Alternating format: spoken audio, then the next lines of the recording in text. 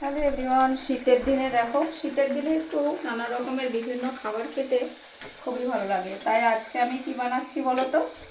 আজকে আমি বানাচ্ছি কড়াইশুঁটির কচুরি। তো এই যে দেখো, কড়াইশুঁটির কচুরি আর সাথে বানিয়েছি ঘুগনি।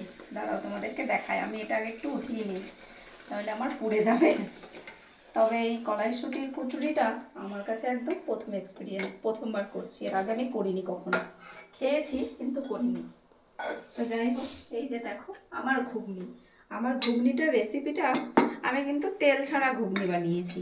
এই দেখো কেমন লোভনীয় হয়েছে বলো তো, খেতে, দেখতে, খেতেও অতটা ভালো হয়েছে। আমার কিন্তু বাটিতে করে অলরেডি খাওয়া হয়ে গেছে, তাও আবার এক বাটি, কারণ ঘুগনি ঘুগনি বলে কথা।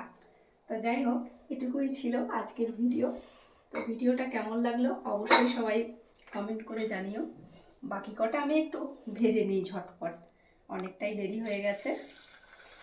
টাটা।